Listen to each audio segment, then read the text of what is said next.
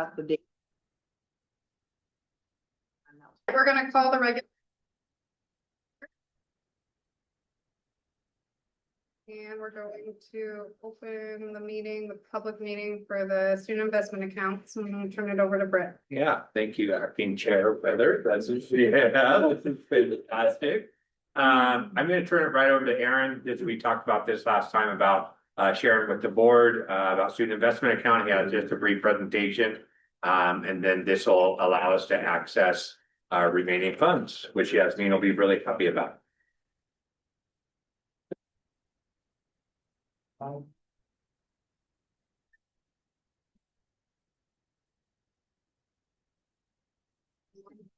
Good morning, board. Excuse me, as Brent mentioned, this is kind of a formality to share with you guys. The SIA grant agreement for 25 to 27. And then I've got some additional details in there. I know that Denise got this to you guys in your packet, so you hopefully had a chance to go over it. I'm not going to go through it line by line, but I just want to share with you that SIA grant comes from the Student Success Act 2019, and you can see the purpose of those things is to meet certain student needs and certain student groups. That's why it was created. You can see also at the bottom of the first page the amount of money that was that had been granted to our district for this biennium. So for this current biennium, 25 to 27, an amount of a little more than $4.5 million, right? And that's broken up across 2 years. And then you can see the Q1 projected spending already. On the next page.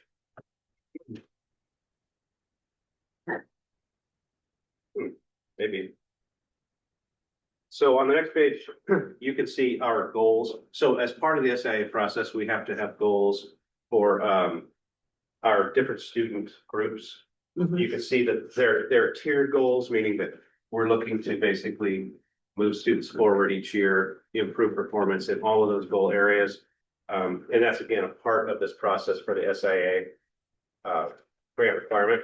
And then on the last page, this is the one that's probably most directly applicable or interesting to you guys, is where we're spending that money. So this is an accounting of just quarter one of this school year, or really the second half of last year, from July of 25 through the end of 25. So this was the spending, the categories, and the amounts up there. You guys have that in front of you as well. So you can see that total for the second half of 2025 in total about $750,000 in terms of the SIA budget. And as you guys can see, the SIA is a pretty significant chunk of our overall district funding. I mean, less than 10%, but still a good amount of total revenue for us as a district. So any questions about any of that as far as the grant agreement? I believe you included the grant agreement as well, right? Yeah. That's multiple pages, much of a boilerplate. But if there's any questions about either the grant agreement or this summary, be happy to credit this room too. Thank you. Your code is 6, 8, 3, 2, 2, 5. Again, 6. 8. Rick, is that your bank and number? 2.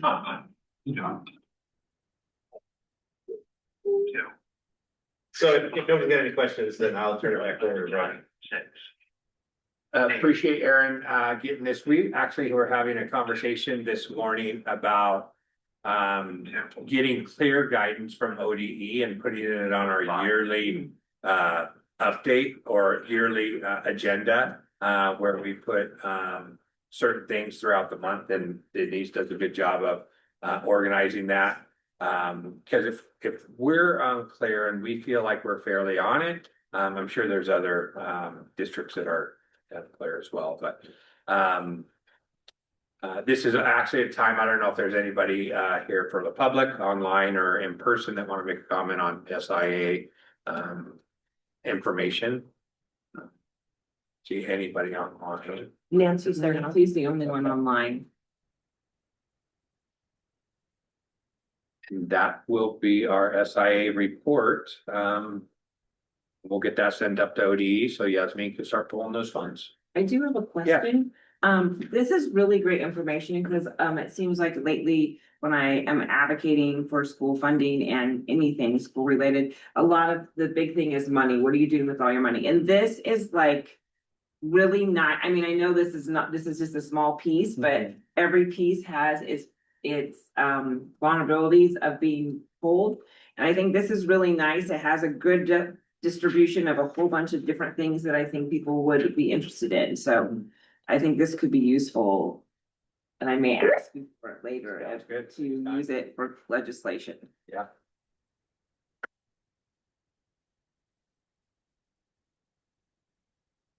If we have the time, could you give a kind of, for a newbie here, a little bit of a story of how students are being benefited by these monies? I mean, I see the list of programs, but I'm not familiar with them. So if you could make it more real. I can give you one quick example. We have, part of our outreach is we had a lot of requests to somehow institute the elementary music program again. We cut that in 2009, I believe, and just really implemented that a few years ago. And so if we did not have that student investment account, that'd be more of a challenge to be able to do. The part of the charge is a well-rounded education, and so that fit really well, and it was an interest from our community.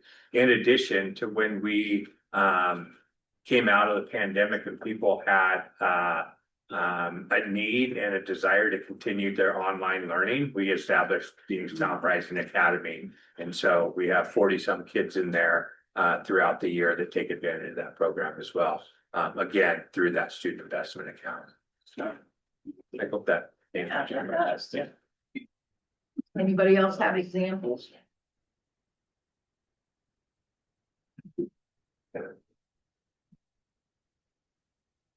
My name, guys. See you later. Well, so, Diana, I think just if you look at that list, you can see some things like money for affinity groups. These are things that, we had student affinity groups in the past, but they didn't have any supplies, they didn't have any stipends attached to them, to help support those things. The school district nurse is a big one. We used to contract with ESD to get nursing services, but we didn't have a permanent nurse on staff. So again, as Brent was mentioning, those were needs that were surfaced through our strategic planning processes and working with our community members. So these are staff members and parents saying, hey, these are things that our kids could really use. And when SIA became available, that was the conduit through which we could access those things. And we could certainly, you guys know, we could certainly set up a time to do more of that. Well, and John said she'd fill me in on some of it. Oh, yeah, of course. But and as part of the integrated guidance process and the integrated application process, we do need to report out to you guys every year as far as what we've done with these grants. So this is just one of the grants that come in that process. Thank you. More questions? Okay, we're gonna close the public meeting for SIA, and we're gonna move on to our program report with the discussion with the TMS students. We have Mr. Kemp as always here thank you for allowing time for your classroom to come in and share and ask questions of our board. So thank you for taking that time. Thank you. It's an educational process for them all. An educational process for them all, and we're going to pass the mic for the first question, Brayden. Before we get to our questions, maybe we can just do a quick introduction up here of our board and how long they've been on our board, and then we'll get to the questions. I'll start. I'm Rebecca Weathers. I've been on the board since 2021. I have 2 students in the district and 1 graduate. I'm Frank Nagel. I've been on the board since 1999. Longer than you guys been alive. Yeah, oh yeah. I'm just gonna say, I'm a graduate from Phoenix High School. I also attended Talent High School. Go ahead. What did they call it then? Challenge High School? Talent High School. Challenge High School. Yeah. The Bulls though. Yeah. I'm Polly Fairmont. I'm in my second term here on the board. I'm also a graduate of Phoenix High, went to Talent Elementary and Talent Junior High at the time, and graduated. from Phoenix. I'm Dawn Watson. I've been on the board since 2013 and I had two kids that came through the district from kindergarten to high school. And I'm Diana Rasmussen. I'm the new kid on the block. I haven't even been here a year. And I've had two students come through the Phoenix Talent Schools and graduate. And doing well. There's hope. We also have a board member online. Oh, I believe Nancy's still on. She was. Yes, I am. Can you hear me? Buenos dias. Good morning, Nancy Castillo McInnes. And I've been on the board since 2020. I'm so sorry if it's like super windy. There's like a gust of wind right now. And I have all three of my kiddos that have gone through the Phoenix Talent District school. So super happy to see you all. The blue sky behind you looks amazing. I think we're all jealous. Yeah, it was snowing yesterday, so it's good to have blue skies today. Well, thank you again, and we'll get to the questions. What does it take to become a school board member?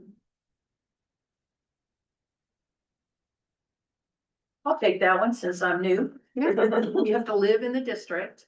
And there's a little bit of, we're in positions on the board, and so we have to live in where the position comes from. So, and it's for 1 year prior to getting on the board, and then you have to run and win the election. Good question.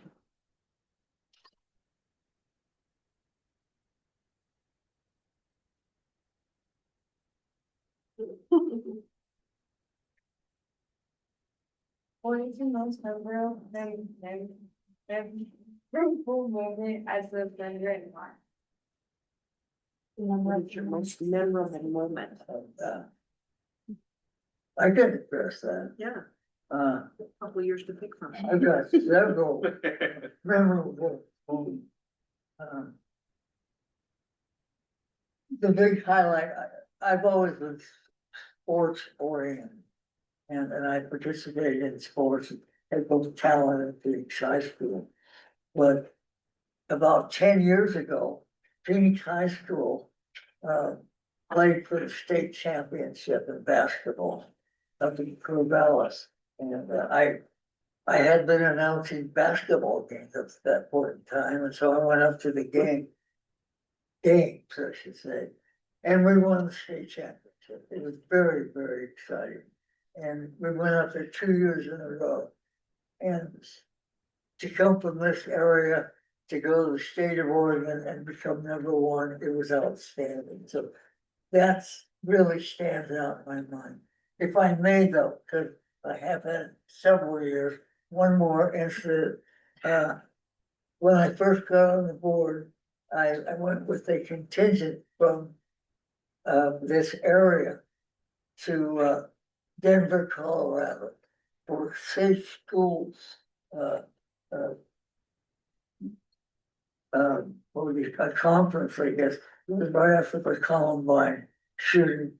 And anyway, Mr. Barrett, he was part of that group that went, and we learned a lot, and we came back and we implemented a lot of things that are here today. And so that was a good moment too. So those are two of them.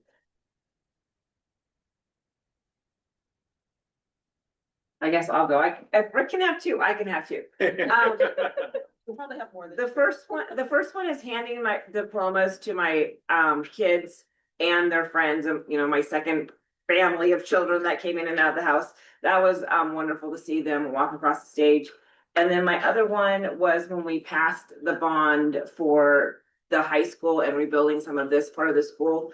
That was an awesome thing that our community appreciated us and knew that we needed that. And so that was a great moment, knowing our community backs our students. every year we go up to Portland for Oregon School Board Association conferences, and it's just a really nice learning opportunity. And so I have a lot of really good memories going up there and learning just how to be a better leader in our communities. I think one of my favorite things is not one time, but being able to come into the schools and attend events, sports or recitals or whatever it happens to be, and seeing all of you do the things that you love, that brings me a lot of joy.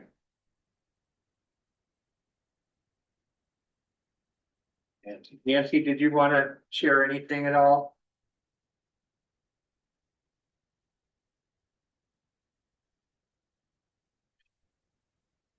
We can go. Yeah. I was wondering, how do you believe that our schools should be like involved in helping the community?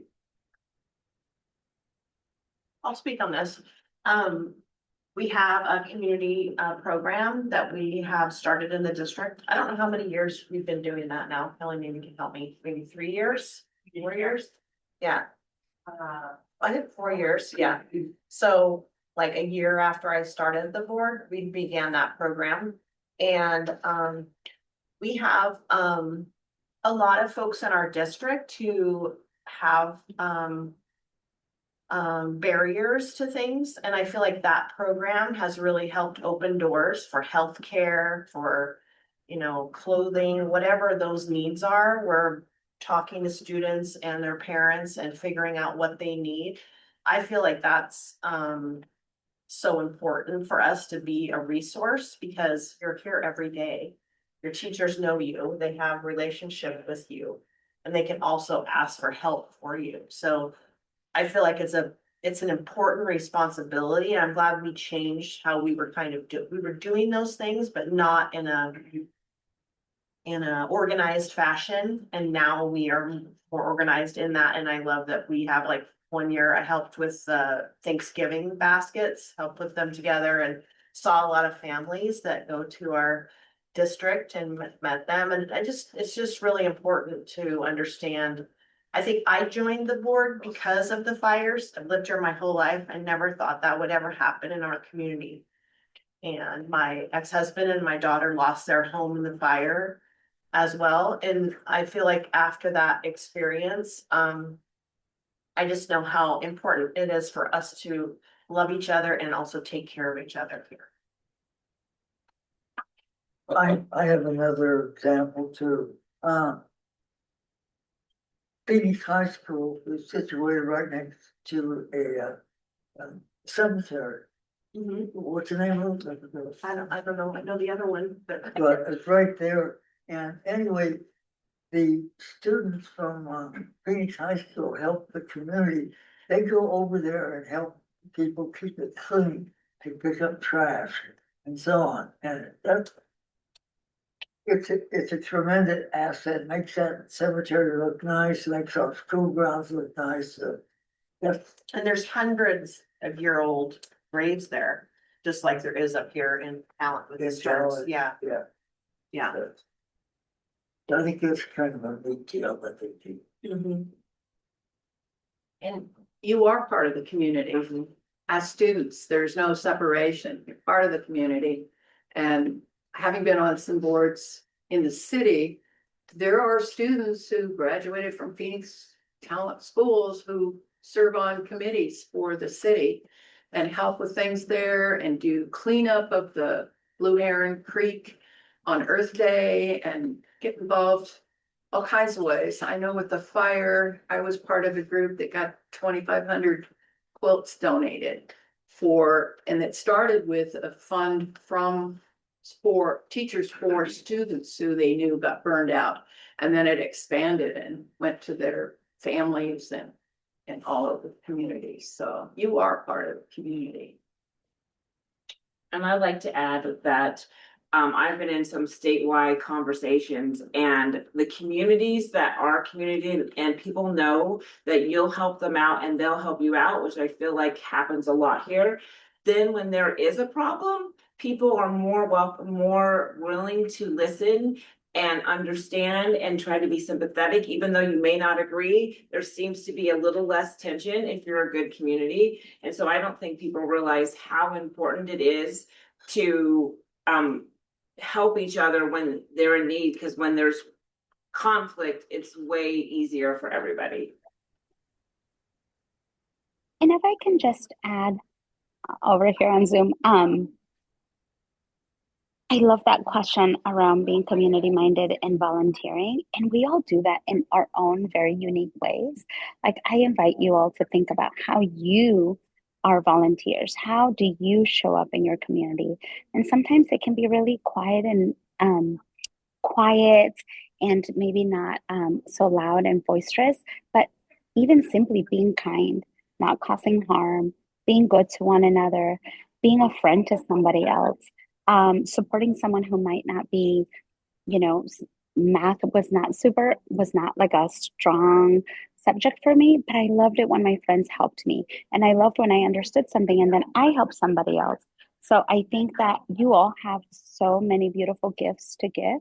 And I hope that you do share them with your friends, with your school, with us adults, because we get to learn from you all the time. So thank you for asking that question. That was a beautiful question.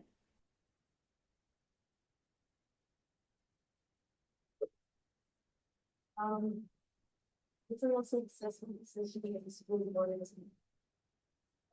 What is the most successful decision that the school board? Oh, That's hard. Yeah. I'll jump in again.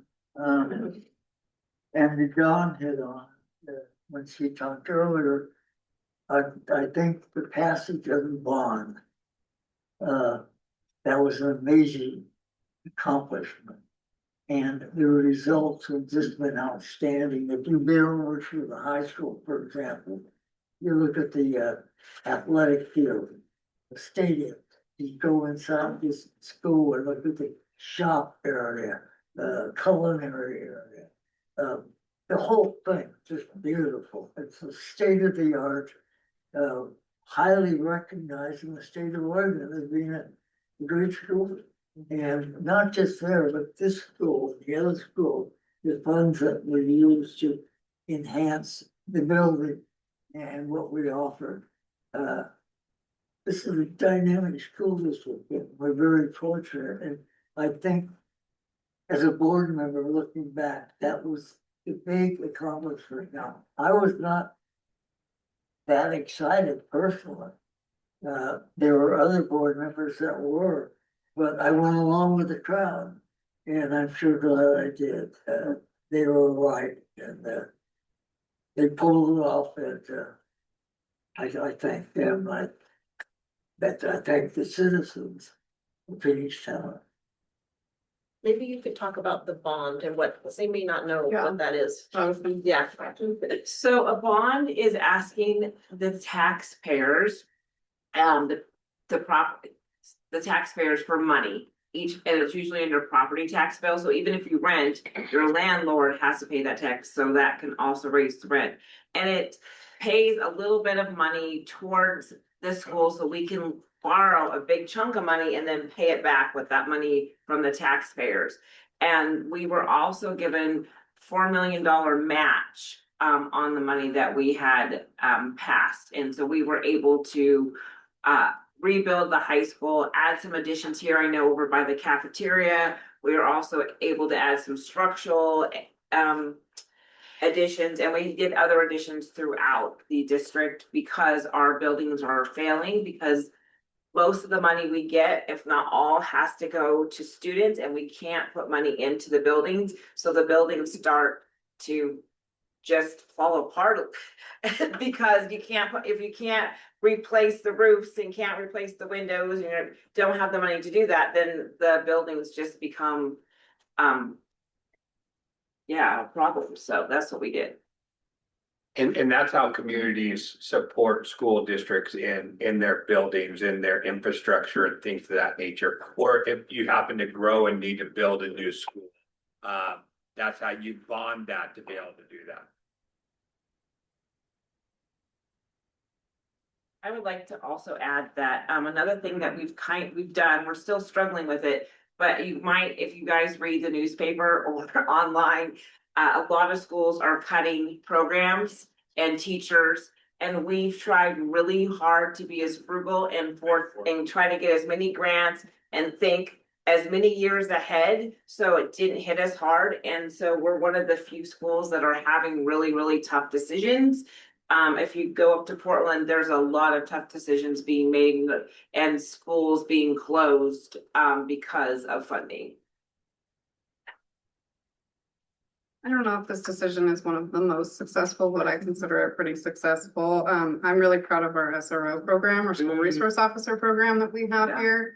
We're fortunate enough to have a school resource officer at the high school and the elementary school in Phoenix, and then one here on campus at Talent Middle School. And then he also helps at Talent Elementary School. I'm really proud of that program.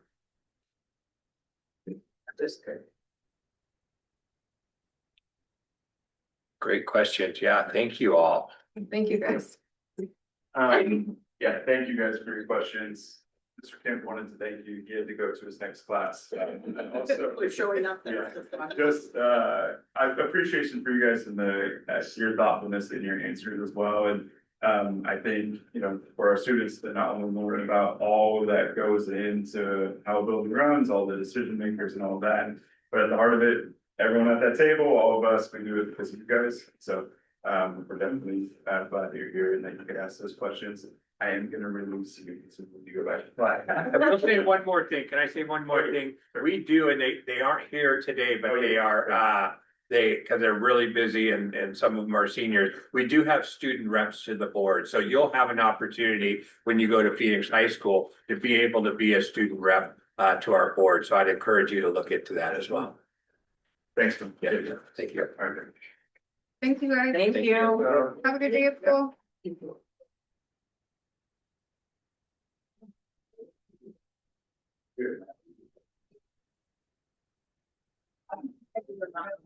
Yeah.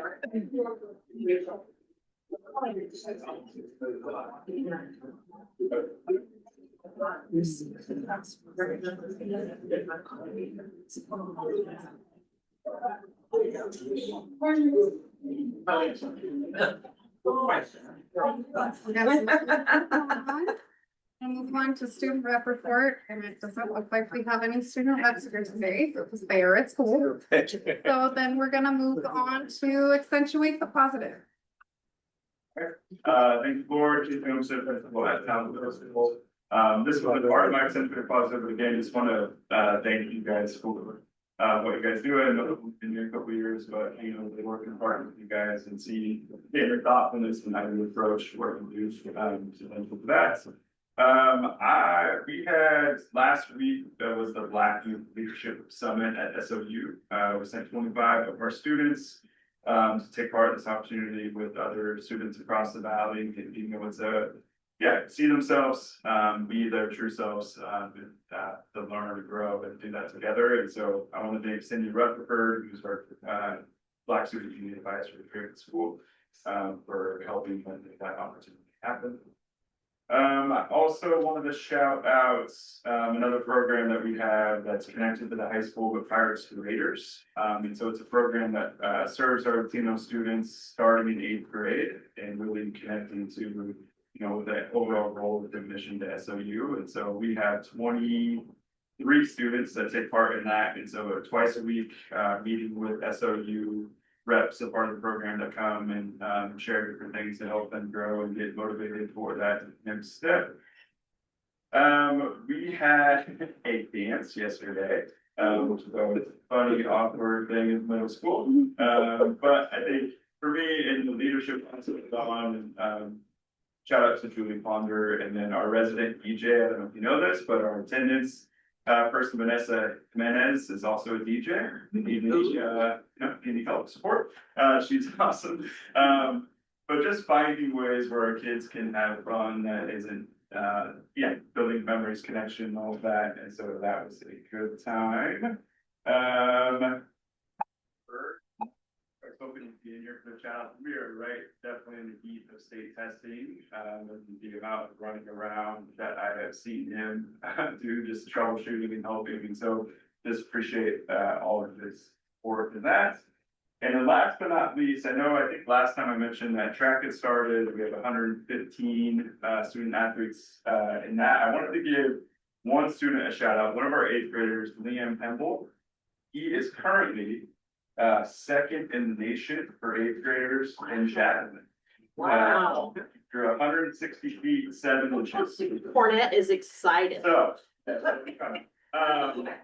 yeah, and he, like, if I remember right, I've chatted with him a little bit, I think this is his first time he's ever done it, and he does have quite an arm, because I'll quick catch with him out in the field. So, but yeah, just a pretty cool thing right now that he's doing. We'll see how the year ends, but that's where he stands right now. Thank you, Casey. You wanna go back? How are we gonna do it? Oh, you're.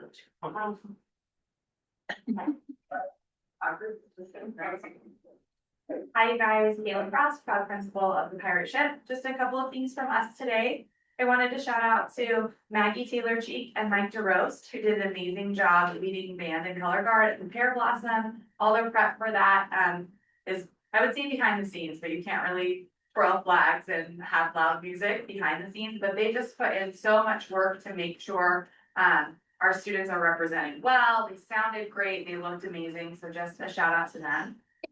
Also, building wide, this week we had extended advisory. And so all of our advisors, which include some classified staff and our certified staff, walked students through forecasting for next year's schedule. That's a whole building effort, so just a shout out to everyone, because it takes you a little bit out of your routine. And also to Tammy Eberson, who just leads that charge so well, makes something that could be really complicated super simple. And so we're just really proud of everyone for pulling that off. We also have a couple of long-term subs in our building that have just taken a full dive into a little bit of ending of Q3 and definitely Q4. So Aluna, Carol are 2 of our long-term subs that are doing amazing. And then also Anna Redding and Derek Rodman have done a little bit of support in what I would like to call a spring shuffle. And so just shout out to them for, again, being a little bit off their routine, but doing a great job. And then I'm sure Kelly will talk about this a little bit more, but we're proud to have Lee Larson, who's a rock star social studies teacher, here today, and Alyssa Barber, who wears many hats, including lately testing coordinator, here with us today. So that's it from us. Thanks, Caitlin. Firstly, I want to congratulate your student, Casey, but I'm not so sure it's wise to play catch with the jab. One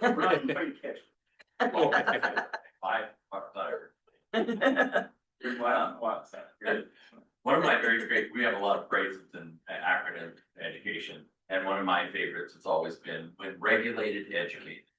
And I know a couple of months ago, I talked to the board a little bit about Orchard Hill and our journey to have more regulated students. 3 years ago, Orchard Hill had a half-time behavior specialist, and thanks to Brent and I mentioned the board and the budgets, that was increased to a full-time 1.0 position. The results of that have been amazing. Erica Casarati trained this year's behavior specialist. His name is Rich Malda. The classified staff member, Josie Teese, also helps Rich with some really, challenging behaviors to get those modified so kids can be in class and engaged in their learning. Mary Martinan, Elizabeth Maven, and I also want to recognize who else did I talked about Erica. We pulled some data this week and just looked at a random week from 2025 to 2026. A random week in April. Last year, there were 94 visits to the regulation station. Kids leaving class, or teachers asking students to leave class to go and do some regulation exercise. There were 94 visits that week. This year, there were 60. So that's a drop of 34 visits. And all those kids are in class, learning more, achieving higher, and as we all are in the teeth of the testing season right now. So I hope that those efforts and really that expertise will reflect in Orchard Hill scores. So I want to thank those people and really recognize that work, because it is really hard work and challenge. You're next. Aaron? There's on the PTRA, just to follow up on Ken's comments and for you, Diana, the behavior specialist that he referenced, that's part funded in part by SIA too. So these are kind of direct benefits we have from that grant. And then we talked about being able to increase from half-time to full-time, that was through that. So another important use for that grant money. So for PTRA, we're looking forward to our biggest family engagement event of the year. That's our annual field trip Wildlife Images. We always have 40 or 50 people attending that trip. That'll be next Friday. We're looking forward to that. And then just quickly on the testing front, we have two of our testing coordinators right here in the room with us right now. Alyssa and Richard over there at the desk. Alyssa's our PHS testing coordinator, Richard's our TMS testing coordinator. We're in full swing on Smarter Balance testing. Every student practically in the district has started or completed at least one of their assessments. That's 3rd through 8th grade and then 11th graders for high school. And I want to thank all of the schools for the way they're approaching it. We've been doing it a while now, and so the schools have kind of found the rhythm and how to make that happen. And most of them have some kind of combination of serious approach combined with some fun and some competition. And so I want to thank those guys for making that as painless and fun for kids as possible. So thank you guys. Good morning, board. Kelly Soder, community care and early learning, and I'm gonna talk about social studies in a little bit. Just want to continue to invite you to visit the early learning preschool. It's just like a magical place, and we are so proud of our staff. We have had a little bit of a spring shuffle. I'm gonna steal that steal that phrase. A little bit of a spring shuffle with some staffing, and folks have stepped up. And I want to give a shout out to Angie Glass. She stepped in for an absence in one of the classrooms, and Heather Rates, which is also a new staff member to us, has also filled in. I mean, everybody's just really pitching in. So just want to invite you anytime you want to stop in. We are Monday through Friday. We have about one Friday off a month that we do professional learning and different collaborations with other organizations, but otherwise Monday through Friday, 8 to 2. And getting ready to do all of those things like a preschool promotion and a visit to Phoenix Elementary and various things to transition kids to kindergarten next year. And then excited about next year as well. I'm hopeful we'll definitely have the same number of slots. Very hopeful. There's a couple of different moving pieces, but hopeful that we may have some additional slots, which means more access in our community, which we always care about.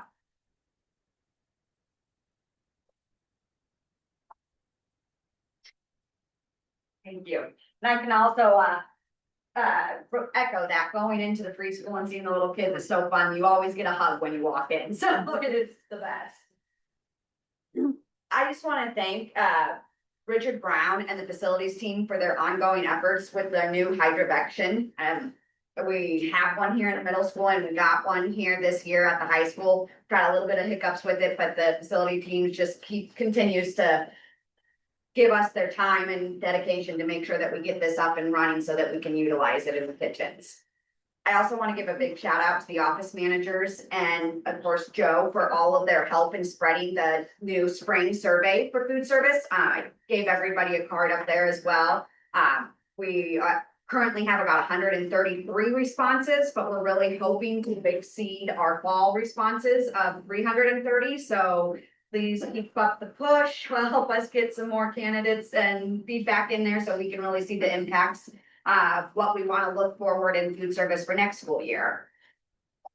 We also want to give a final big thank you to Lincoln County School Districts. Myself, Ryan, and Susie McShee, the high school manager, got to go up to Lincoln County School District on Friday. So instead of in service here on site, we did in service in Lincoln County School District and saw their farm fresh meal as well as their garden program. We were really focusing on how they're taking these gardens at all of their schools or even in like classrooms and cafeterias and how they make that transition from in those gardens and into our lunchroom. And excited about possibly getting some of that maybe started here in Phoenix Talent Schools.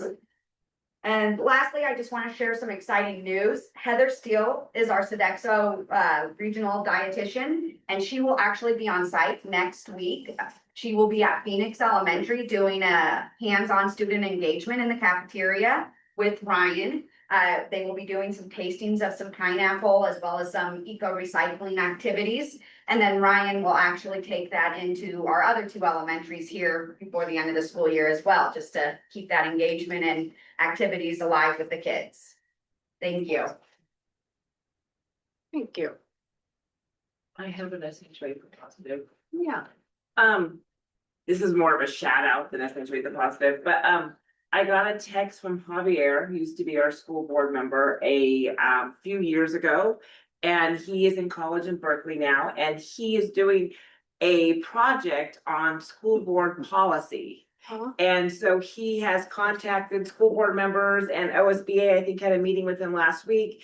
And it's just exciting to see that continue on, and him still wanting students to have that benefit of school boards being educated and having the tools they need. So I just wanted to do a shout out for him that he's continuing on his student rep work even in college. So I thought that was awesome. Yeah, thank you.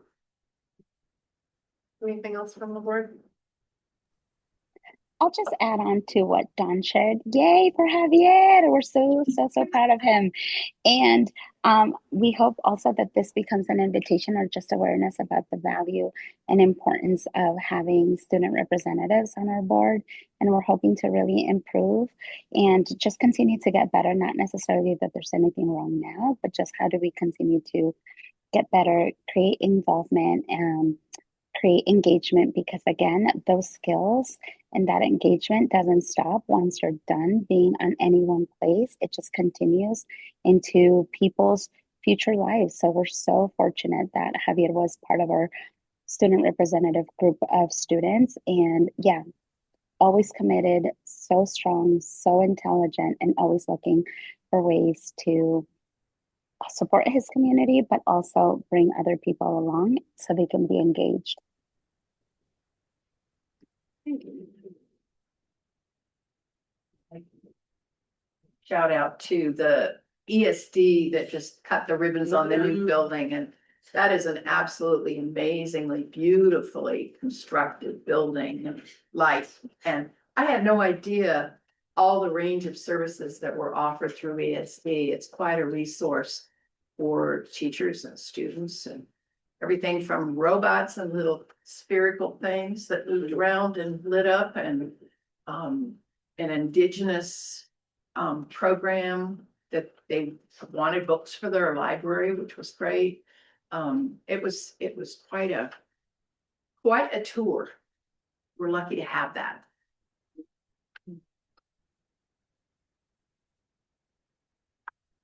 Right. That is everything. We're gonna move on to citizens comment. Is there anybody online or in person that would like to speak before the board? No one online. Very besides good. Nancy. We'll move on to superintendent report, right? Thank you. Just want to mention, we do have a number of staff members, Oh my gosh. I felt like that's been that kind of next week. That's exactly what it felt like. Fred said.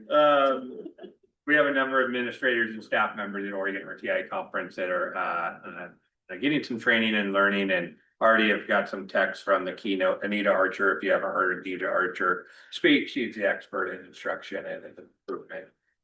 So looking forward to hearing back from them. I want to share that Band and Color Guard will be going to Brookings for the Azalea Parade, May 22nd through the 24th. Hopefully they get good weather. I know it could be raining sideways, or it could be 70 degrees. So hopeful for some good weather. Speaking of SROs, we are very fortunate to have SROs in our school district and in our community. We'll be bringing those back once those cities decide on how they're going to respond to those contracts and things of that nature, but hope to be bringing those back in May. Want to let you know that facility use fees, we've done an analysis and we'll be increasing those a little bit just to the continuous use and wear and tear. I mean, there's over 200 and some events at our high school every year. And so we're looking at that and making sure that we have some resources to repair and fix and maintain that facility. And speaking of preschool promise, Kelly mentioned we may have an opportunity to increase our preschool promise spots, which is huge for our district. And we've really, we know we have the need for preschool in our community. And I just commend the team for looking for opportunities to be able to expand that. Next week, we are interviewing, and thank you, Polly, for being on that committee for entities that want to be a partner with us for preschool at Orchard Hill. And we interview the finalists Monday, I think. And we'll be selecting that partnership to expand spots in Orchard Hill, which is a tremendous need. And that's all I have. I'm anticipating we'll be done, but in my role as a trustee at SOU, I have an important meeting at 1 o'clock that I'll have to leave by about 12:30 or so for that. So that's all I have. Thank you. Okay, moving on to the consent agenda. Do I have a motion?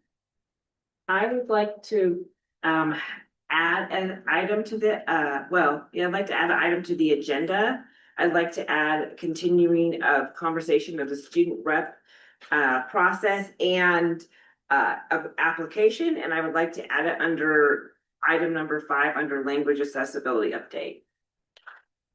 I did my homework and I want to show everybody that I did my homework. Does anybody oppose that?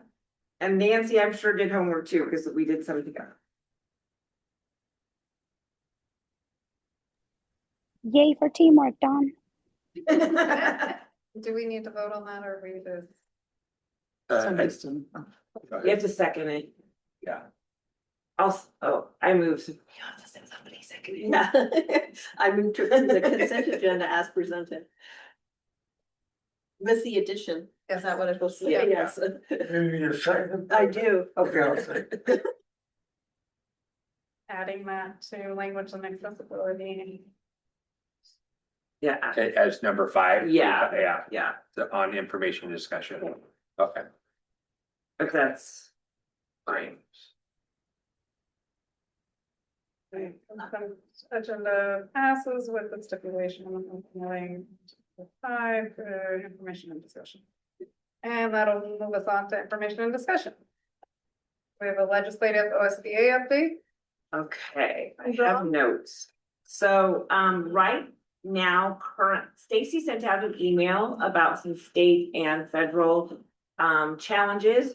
And the federal, obviously with more money being cut, and you can read that email.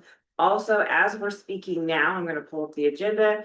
There is what is it? I think it's ODE meeting right now, and they're going through quite a bit of their programs. And just recently on the agenda was brought of attention of trying to find the actual words of it, is protecting instructional time. That was kind of a woohoo surprise within the last 24 hours.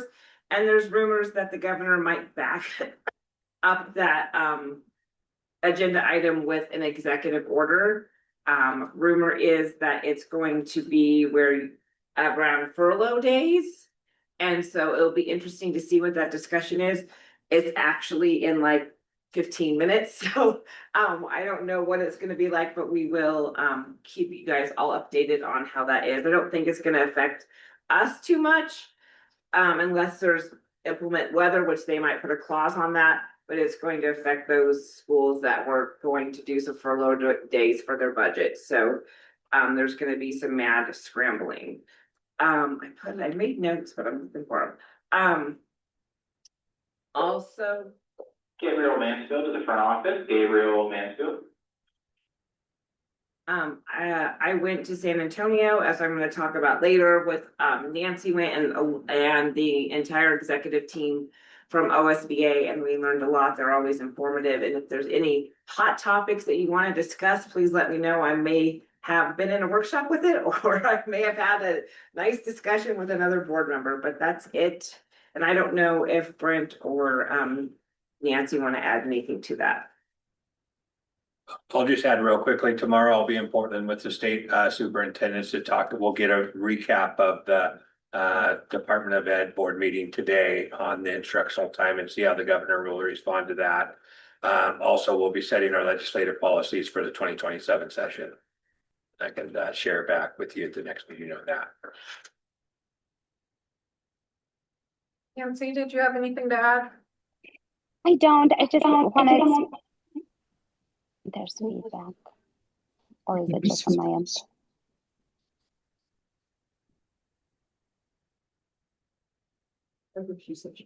Okay, thank you, Nancy. We'll move on to financial report, Brent. Yeah, in your packets, along with Yasmin's creating a 26-27 budget, we do have a financial report. This will probably be the last one for several months because we do have our budget committee meeting here coming up at the or middle of May. Just want to highlight a few things. We do have a comfortable ending fund balance moving into next year. As we project that out, it dwindles quite a bit in the next several years if we don't increase enrollment or cut expenses in some regard. But just really commend the team. We still continue to leverage funds to maximize our ending fund balance to move forward with some finances to where we can really continue to provide programming and staffing for our school district. Thankful for Yasmin that she's just incredible for what the knowledge she has and the things she really is ahead of. I will say, and I've said this before, this time of year we get updates on ADM and the state school fund, not only for this year, but for years past. And so last year we had a negative return, which hasn't happened in a while, but that was $117,000 difference to us. That's why it's important to carry an ending fund balance to cover those things that we don't know for a couple years later. That reduced our ending fund balance a little bit, but we're leveraging some other funds to make sure that we continue to carry over as much as we can for next year. And we'll get more details on that at the budget committee meeting. And I think that's all I have on that. Any questions on the financial report? All right, moving on to curriculum update, textbook adoption. Yeah, I'd like to turn it over to Kelly Soder and her team, and thank you for all the work and the months-long process that really got us to here. So. Yeah, great. Thank you. Hi again. I'm excited to present to you in your packet our recommendations for our social studies curriculum adoption. And I'll kind of walk through each, and then also want to introduce again Lee Larson is one of our high school social studies teachers, and Alyssa Barber is an instructional coach that supports lots of areas, and both were super integral in our process this year. So we really, I'm privileged of helping support this when it's normally Tiffany Lambert. I have the privilege of supporting particularly 6th grade through 12th grade. I'll sort of jump around. Elementary, you'll see on your packet, the elementary team is opting to utilize CKLA Amplify and Caminos to meet social studies standards. That's our current English language arts curriculum, which also has integrated social studies content. So we really didn't do an adoption process through in that lens. We found that the social studies standards are met through the curriculum, with the small exception in 4th grade that had some gaps. And 4th grade teachers have been working together to meet some of those gaps, led by the PLC leader, Zoe Boyles. So shout out to that team for making sure that our social studies curriculum is set to go with that. And that's what you'll see in your packet. So we really focus our process on 6th grade through 12th grade, and we have the opportunity to have social studies teachers across the board from both TMS and the high school come together, evaluate curriculums, and go through the process of what best meets the needs of our students. Oregon, as you may know or recall, has some very unique social studies standards. It is quite difficult to find curriculum that meets all of our standards. In particular, Oregon has standards on tribal studies, or tribal history, ethnic studies, and genocide and Holocaust. That can be very difficult to find a curriculum that meets that broad spectrum of standards. We'll talk about that a little bit, but the curriculum that we've chosen is National Geographic Cengage, which is also a curriculum that we use for English language development, which was an important component when we looked at serving the needs of our kids. So you'll see that we recommend that Nat Geo or National Geographic for all of our middle school, which is world history and US history. US history at the high school level and world history at the high school level. And then we do recommend slightly different for our civics and government and our economics. National Geographic didn't have bilingual materials in those areas, which is a requirement or a priority for us. So we have opted on iCivics, which is currently being used as an open source, and then Nucleus that will meet economics and actually financial literacy when we need it as well. One of the things that I wanted to have Leaf, in case you want to ask any questions. We really ask teachers to dig into this. I think we mentioned it in some of our other meetings. We know that getting a chance for teachers and students to actually use the materials, pilot them. How does it integrate with our systems? What does it look like from the lesson plan into enacting in the classroom? What are the challenges? What are the benefits? And our teachers got a chance to do that. And Leaf in particular really dug in. Some extra load on top of what you're normally doing. He took it upon himself to try all of the curriculums. He invited other teachers in. He gave us really valuable feedback. So we feel that we're going into this with strong information about how it meets our needs. I want to open it up to any questions. You gotta ask us at least. Yeah, I'm gonna ask you. I was making fun of you. I'm gonna ask Lee. So what was your biggest takeaway from this experience for you? Is this the first time you've done this type of thing? Yeah. Yeah. Well, first I just want to thank Kelly and Alyssa for leading us through this process. It was really cool to see like a group of teachers get together in a room. We all come into that room with like different experiences, different desires, different wants, different things that work well for us. And it's so easy when you like come together as a committee and talk for just an hour to like all talk, but then not actually get anything done or not actually move on to the next item. And so it was just so impressive to see Kelly always like moving the process along and coming up with these clever ways to like get us all to like move on to the next step while also still like centering the teachers and all of our and what we really needed, wanted in this curriculum. So yeah, really great process. What was your question again? Like, what was your biggest takeaway from, like, how was your experience for this new program? Yeah, so I'm one of the newer social studies teachers at Phoenix. There's a great experience in our department. And when I came into the district 2 years ago, I didn't really have a curriculum necessarily that was super comprehensive for me to like kind of lean on as a new teacher. So what I've kind of experienced in this process was just like how helpful it is to have a curriculum as a teacher that I can use to lean on in order to save time on lesson planning, make things more equitable for my students, having a curriculum that really meets the needs of those students, and then I'm not spending so much time doing all the administrative tasks just to get ready for my lesson. And when I have a curriculum that supports me, I can actually spend my time delivering that lesson and supporting the students.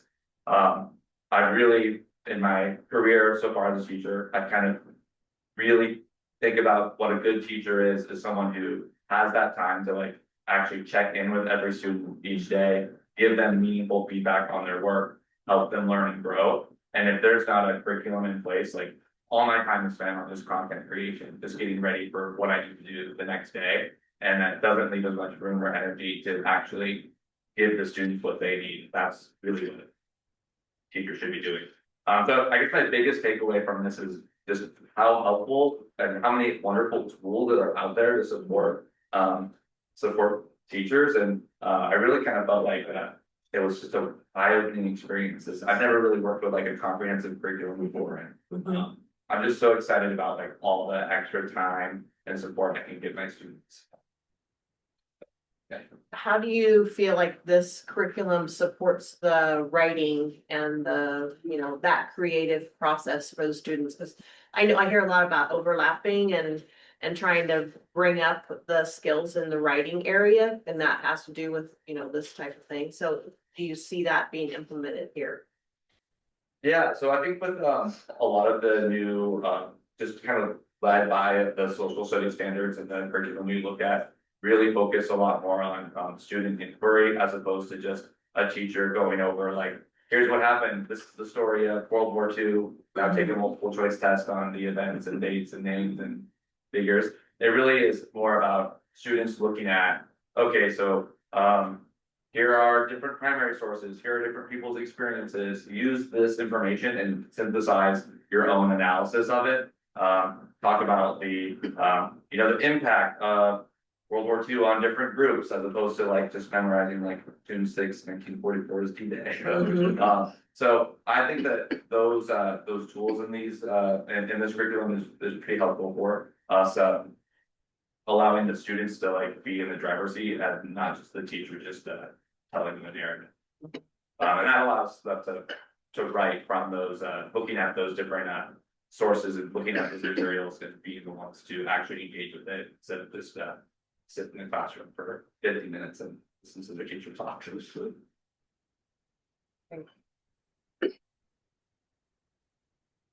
Questions?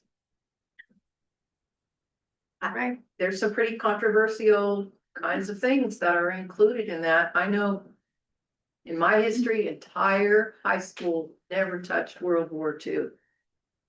Didn't even go there. You know, we were still busy with Spanish Armada. So it's nice to hear that it's required to be relevant and certainly relevant to today's times. So, yeah. Yeah, it's just a short anecdote, but like, they were talking about Japanese internment camp going on in my class today. Unit, and a student said that they heard an NPR OPB story on the news this morning about the Tule Lake internment camp, and they were like, just talked about that in your class. And there are still sources who were in those camps. Yeah. Locally, so, it's a wealth of information. Thanks for taking the time to do that. Yeah, thank you. Appreciate the process and the thoughtfulness around it. Thank you. Right, moving on to language ability update. Yeah, thank you. In your packets, I want to just, a couple things I want to share with you today. I had a chance to sit down with Nancy and talk a little bit about kind of some of the gaps and wanted to create kind of a packet and some information on the things that we have done and we are doing. With that said, I don't want to ever think come across as saying like we've arrived in this way. I think our team is we continue to have our conversations at our ad team and making sure that we are addressing the gaps that we have and we know we have to make sure that everybody has an understanding and can access whether it's physical space that we talked about as well or language accessibility. And we continue to look and see how we can move towards thriving in that area and just not being good enough. And appreciate the push on that. So you have a number of materials in as far as that regard. So for your information, also setting up some meeting with some key stakeholders here, hopefully in the next couple of weeks to talk about how we gain information on how to best serve our families, Spanish speaking families, bilingual families, as Dawn suggested last time on that, where we gained information from some and had some other key stakeholders lead those discussions. So we'll be starting to do that. I hope to do that before the end of the school year to really kind of prepare for some any new or additional things at the beginning of next year as well. So we look forward to setting that up and working with our community to be able to make that happen. Wanted to share, we do have, there is a list of a number of trained interpreters that we work through the ESD. There's a couple different trainings where they do a 4-day training just to gain the general skills as an interpreter. And then if you are interpreting 504s or IEPs, there's additional 4-day training on that as well. So wanted to share that with you. This is the beginning, I'd say, and continuing to work and fill some gaps. We also have looked at our technology that we use, and we're ordering additional transmitters to be able to utilize that technology a little bit better, and looking at trying to provide training for our families. So it's not so new. Sometimes I think our families come in and say, oh, I don't know how to use this device, so I'm just gonna pass. So looking at how we can best train our families in that regard. I was pleased to see the Russian, Ukrainian, and also the American Sign Language included in on that, because I don't know that we have students with those needs. Most of the American Sign Language are out in Central Point School there, and I don't know if that's still happening. It was. It's interesting. We've moved our students back from Central Point into our schools, and so and we have and Tiffany will know the stats on this better, but I think there's 3 or 4 deaf and blind students in our valley, and they're with us. They're in our school district. So both deaf and blind. That's hard to interpret. Yeah. So, and it's a challenge, but our partners at ESD and the specialists that we have and bring on are absolutely incredible. Wow. And do we have Russian, Ukrainian speaking students? Yes, we do. And especially in this community, there was, after the war started there, we have a community, and we have a staff members that helps interpret that as well. Not just our online resources, but we're very fortunate to have a staff member to help interpret.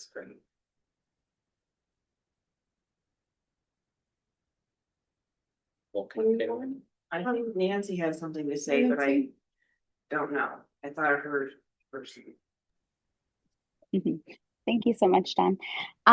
Thank you so much for the staff and everybody who was working incredibly hard to get that list together. It feels really nice to think about all of the things that are available, and sometimes we might not be aware of, or the utilization of those resources might be a little bit, still have room for improvement. And in that page that I pulled it up and then I kind of lost it because I'm working from my phone. I would just request that, I think that it said that translation, or at the bottom of the page, it lists that interpretation translation might be available. And I would just encourage us to put that at the beginning of the page. None of us read documents that we don't understand, and we're not going to, keep looking until we find something that we do understand.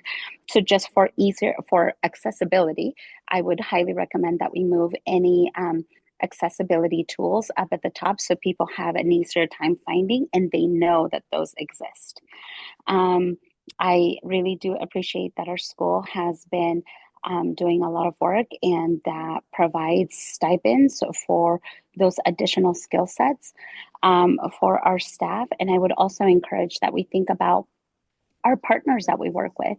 Are they also supporting their staff in a way that it's equitable and inclusive?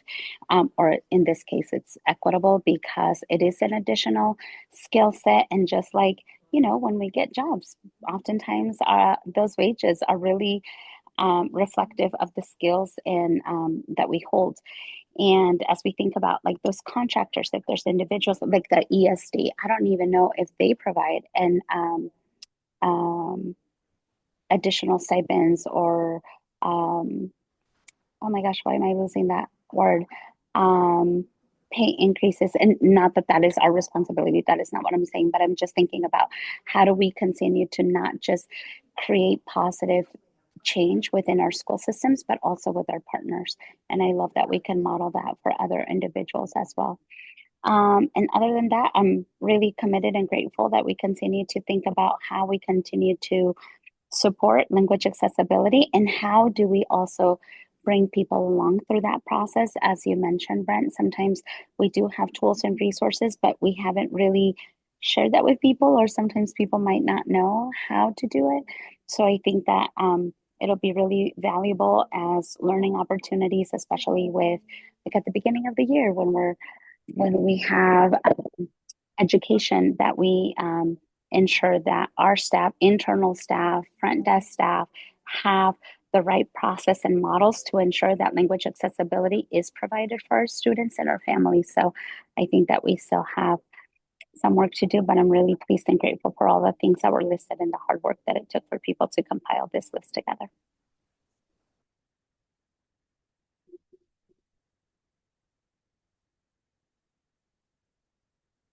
Any more discussion on English accessibility?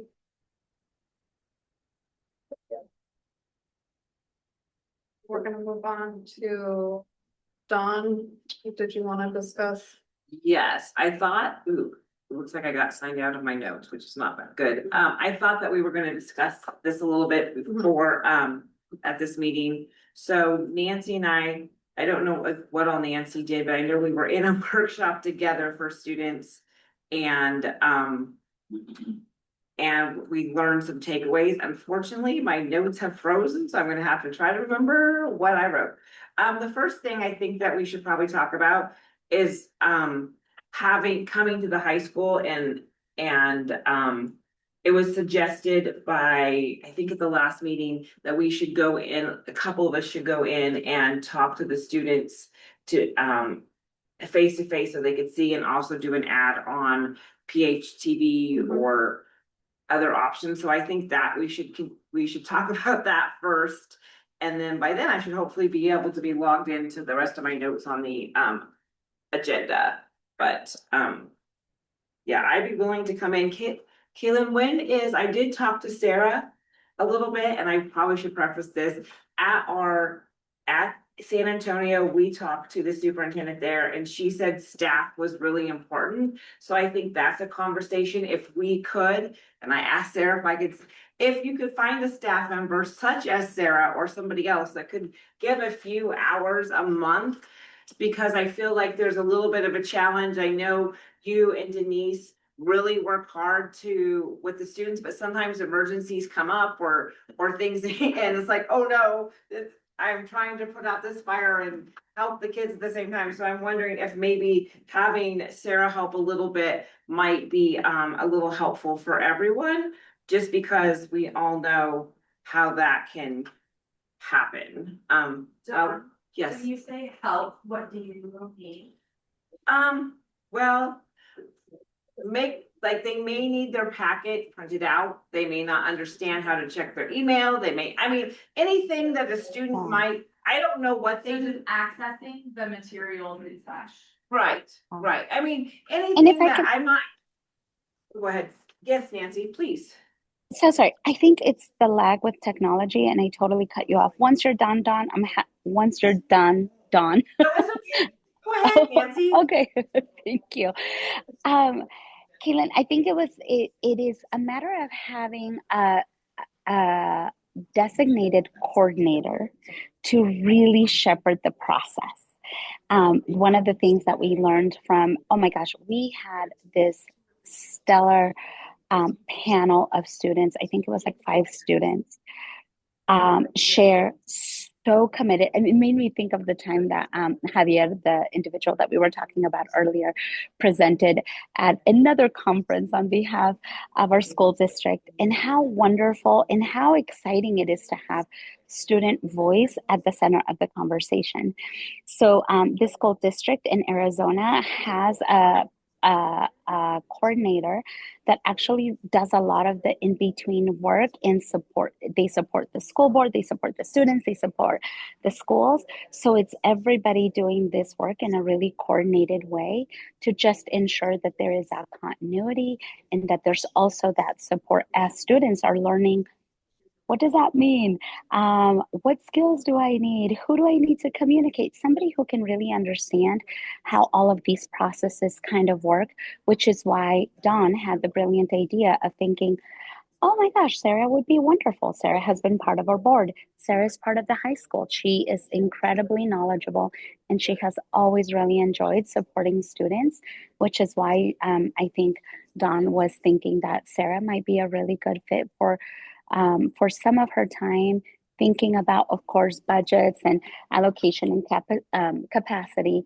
If somebody like Sarah or Sarah might be interested in coordinating these efforts, just to ensure that there's less gaps, there's more support for the students to know how student representatives show up what that process looks like, what the selection looks like, and it isn't taking precious time away from people whose time is already super limited.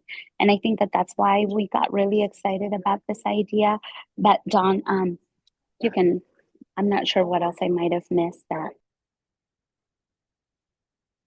I think that's kind of it. And I don't know what, I guess my question for you is, if we come to the school to help put the word out that what we're looking for and have face-to-face conversations with students, what's a good time to do this?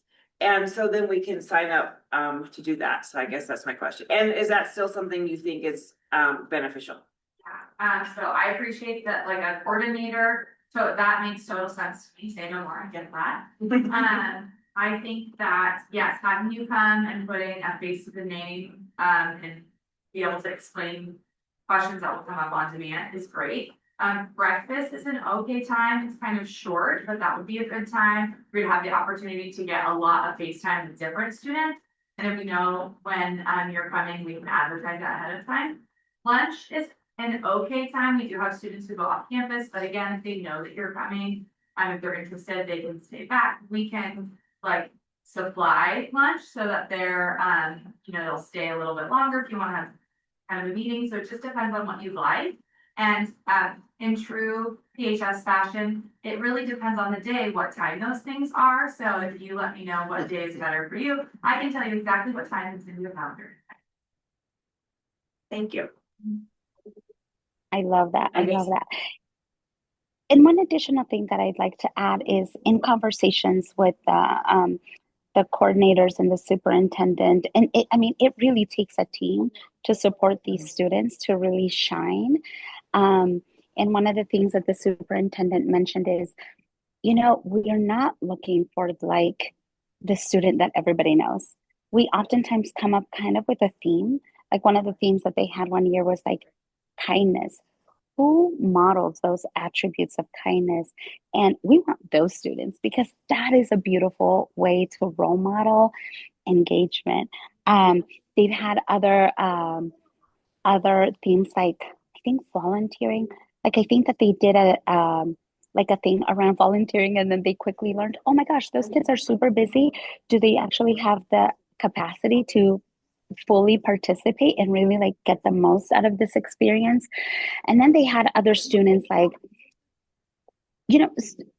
art students that might be, oh my gosh, so incredibly talented, but might be kind of in the back that might not be as noticeable. So just thinking about how to bring these students in and really how do we learn from the students. And I mean, just from listening to that panel, I was blown away. I was like in tears, clapping. I was like experiencing all of the emotions because it made me think of how grateful we are to have our students, our student representatives, but also like what an exciting thing that we get to continue to build upon and grow and just continue to improve. So those are the things that just really stuck out for me.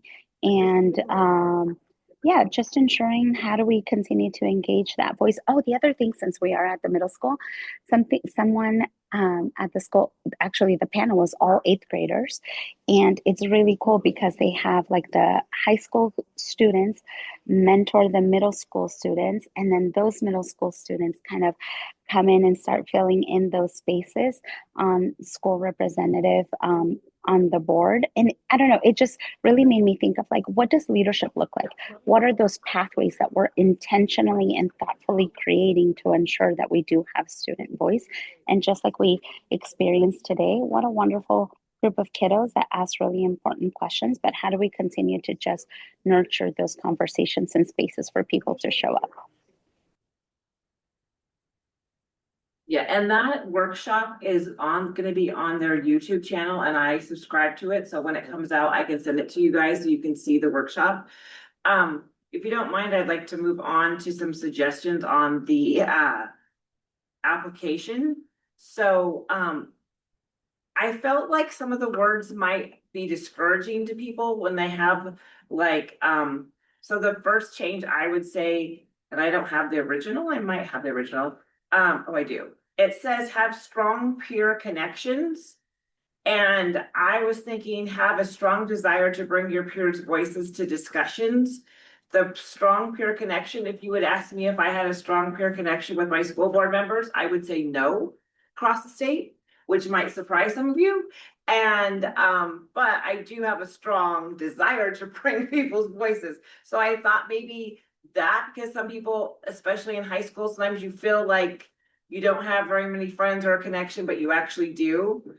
And then the other thing it said was it had the word leadership, a desire to serve leadership position. And I felt like people might confuse leadership as an action, as a class. So one of my suggestions, and again, you don't have to go with these suggestions, was to seek and have meaningful input on policy changes, or maybe on school changes or something like that. And take the leadership part out. Just that might be an obstacle that people were looking at. And I'll pause for a minute before I go on to the next suggestions I have. Makes sense. And then we were talking with the superintendent and the leaders at that with those students. And as Nancy mentioned, a lot of it was finding the right students, but one of theirs is time management. They have to commit for time, and if they don't, they are asked to leave. And I know we have very nice wording. If you're in sports or if you're in this, we will make exceptions, but I'm wondering if we became a little too nice and a little too exception on that. And then we are kind of discouraged. Also, another question, so we might say, you know, what is your commitment? And maybe have a little bit of a strong wordage on that. And then also, how often do you check your emails? Because students often don't. And so that's a question also. And then also, like, what are their, we discussed this in our last meeting, like, what are their extracurriculars do they do? What clubs are they involved? What groups are they involved? What classes are they taking? Are they taking like a CTE class and trying to do like digital technology, or are they doing like I mean, just kind of know, so we don't all have like 5 art students or, you know, something like that. So we have a wide variety, because that's what I heard, and I could be wrong, that we wanted is more of a variety. And then I also thought about this, and I did talk with Sarah a little bit. Instead of doing the project, maybe ask them a question on a policy, what they think of like a policy of the school boards. And or also, I know when I was board chair, I was helping doing negotiations with some of the admin staff, and I asked them, like, we do policy, what's one thing that I could change to make your day easier? And you'd be surprised how happy they were to come up with one thing or more. And I'm wondering if maybe having a question around policy or change or something would be better than what we've done before. But that's just my 2 cents, and now I'll be quiet. It's been a while since since I looked at that, but I wonder, we have approved a schedule coming up. Can we make sure that our schedule for our board meetings is with this, so they know, they can see, my goodness, this is every other week. Can I do this? So I'm a visual person, so if I saw that schedule, I'd be more like, oh, wow, that's a huge deal. According to the application is attached to the application. Yeah, So they have, according to this, seen it in the past, but I don't know if that's true, but because I've read it like the last couple days, 3 or 4 times, so I just know, so. Yeah, okay, I didn't know if we were figuring it out. Yeah, I just wanted you to know that we were. We started doing that a couple years ago, I think, so. But the other school had the same, I mean, they're just like a step, well, they're several steps ahead of us, but in that area, they were like, we just changed last year to get a different variety of students and to get a better commitment, because they had the same challenges that we had in the past. So it was nice to brainstorm with them, and Nancy was asked the questions and I just listened, so I was very thankful that we had that conversation. It always takes a team effort, Dawn. And I think that this is part of the valuable, this is the return on investment, right? Like, we get to go out and learn about, or we get to connect with a really wide range of schools and districts from all across the country. And what's really valuable is we get to hear and bring back those ideas. As Dawn mentioned, in some ways, their work has been a little bit more developed because they've been doing it for much longer. But in some ways, it's really cool that we're like, oh my gosh, this feels like we're totally on the right path. And this feels really good. And again, it's not so much like, what really felt like to me is this collaborative effort to really include students in a way that it's meaningful, because whether they're students in Texas or Arizona or New York, people move, right? Like those folks are going to be in our communities, and the kids that we are hoping to create a positive change and impact, those kiddos are going to be in other places of the world. So we're super excited just to continue to be a part of these kiddos' journeys in a way that really develops and shines, like really highlights their already natural, beautiful abilities to show up. But what a wonderful way that we have like ways and really thoughtful individuals on the board and admin team that can really support these students just continue to get to the next level in their journey. So thank you all for giving us time for us to continue to grow and learn and get new ideas in other spaces that we can come back and put into practice and see how they work and see how they make sense in our small community. Javier and maybe someone from this year could do like a short little pitch, 30-second pitch, and have that be playing on PhD as well. I mean, he can speak exactly how it helped him in serving on different things. So, yeah. And they still know him. Yeah. And one last thing that I'll say that I meant to say earlier is, oh my gosh, just completely underscore the value of that diversity of students, right? Like we want kids from all kinds of walk because they have that lived experience, and what a wonderful gift it is for us to get to learn from them. So so other kiddos can see themselves represented in that leadership, right? So one of the I think the gentleman that was doing like the recording that will later be on YouTube, one of the things he said is, it's been really valuable. Like this kid right here, like Camilo, because he was amazing. He said, Camilo, he was like the shyest kid ever. For 2 years, I didn't even know that he spoke. And all of a sudden, he's in this program with us. He is like a rock star. And oh my gosh, we were blown away by all of these 8th graders. And I was like, what? What do you mean he was shy? He's like, you would not believe that this is the same kid I thought didn't even speak. So it's just cool to get to see those opportunities in that representation from such a broad group of students that have, again, we have so much to learn from them and they have so much to give.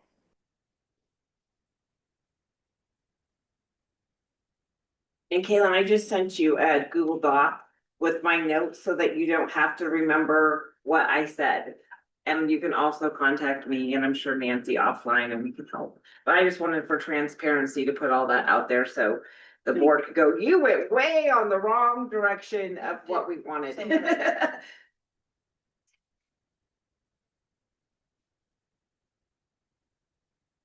Right. Any more discussion on student representative? Just to selection kind of program? put a bow on and wrap it up. So we'll work on some of these suggestions and bring something back and we don't meet again until May something. Yeah, that's right. We can share it out. Yeah, that's right. Can I just ask for some quick clarification? So would you like me to send you the bell schedule so you can tell me what day of the week and what time works for you to come? Maybe do like a little bit of a tabling either at lunch or breakfast? And then would you like me to reach out to previous student board reps to coordinate a PHTV ad, or do you want to talk about that a little bit more? I just want to know what action you'd like me to take so I can do that for you. My thought was, I don't want to speak for the board. My thought was to get Joe, if he wants to reach out to those and put a little, 90-second clip together, get Avi and maybe somebody on the board now, and we can at least get that together and either show it when the board comes in or not, or sort of PHTV or both. And obviously, if you come in during breakfast or lunch and need help with food, just let us know. Make sure to make that happen. Sure. That's beautiful collaboration. I'm coming just for the food and the suit. Thank you, Amy. I think we got our marching orders on that. All right, we are scheduled for a recess. For sake of time, do we need to have a recess? And if you think that we can get through these 3 action items quickly, I would like to release the admin to get back to your much important jobs. So do we think want to we can move on to release- action? Yeah, Okay, I would like to release the admin. yeah. You guys are welcome to leave. All right, action item. Thank you all. Thank you guys. Thank you all. Hallway duty. All right, interdistrict routes for SWAT. Aaron. Mr. Nagel would like to speak to you. No, you're okay. The interdistrict transfer is there for recommendations. We already have requests on, in and out. Myself. All of these requests for transfers out, not, they won't necessarily be approved. They still have to meet, obviously, the hardship because we have 0 out spots. I will share with you that other districts are really pretty much following our lead, and having 0 out spots and hardships. I think it's gonna be much tighter to transfer around the valleys. We've done that for several years. It really made a difference this year. And so we'll continue to do that. More discussion? Do we need a motion? We do need a motion. I don't see it, but I can make one up. I move to approve the slots, transfer slots as recommended. Second. Diana? Second. Yes. Let's take it to a vote. Diana? Yes. Don? Yes. Polly? Yes. Rick? Yes. I vote yes. Nancy. So Nancy? Yes. Sorry, Nancy. No, it's And I okay. vote yes. No worries. No worries. I know. Moving on to K2, board meeting calendar for 26-27 school year. Yeah, board meeting calendar reflects the discussion from last time, so, that's what I have to present. Any more discussion on this? All of them dates, Thursday. Yeah. Yeah. Yeah. I move to approve the board meeting calendar for 26-27 as presented. Second. Thank you, Polly. Thank you, Rick. Take it to a vote. Oh, Diana? Yes. Don? Yes. Polly? Yes. Rick? Yes. Nancy? Yes. I vote yes. That's passed. Last one. Do we have any discussion on student investment accounts? Have we just discussed at the beginning of this meeting? So it's a grant agreement. Yeah, grant agreement, yeah. I will take it to a vote. I Oh, move, we need a motion? I move to Just approve kidding. the student investment account from 2025-2027 grant agreement as presented. Thank you, Don. I'll second it. Thank you, Polly. Right. Now we can take it to a vote. Diana? Yes. Don? Yes. Polly? Yes. Rick? Yes. Nancy? Yes. Vote yes. Thank you, Nancy, for Thank joining you, out there. Nancy. Your review of the next meeting agenda is up. It's good to me. I just want to make a note on that, with information discussion, we'll have that long range facility plan kind of complete. And they will be, either here or online to share that, done. That was really interesting, I thought. Yeah. That's a good way to put it. Yeah, I mean, the enrollment projections and things of that nature. So we'll learn more a little bit. They cleaned it up a little bit. So this was a grant that we got from the state of Oregon. And so their requirements is to work with the community and the school board and then present a final report to ODE. And as mentioned Great before, job. those I moves may or may not be. Yeah, there is a work I'm not sure. for talent will probably not be on the agenda. Yeah. That is listed here. Their meeting is soon, but They had a meeting yesterday, was it yesterday? and then I think they have another one. I wasn't able to attend. And just so, I mean, we'd like to approve these. We've approved these in August before, so it's not something that is totally unusual. But we just like to get ahead of it, but there's budget challenges everywhere and people are having to work through them. And great job, Rebecca. Yeah.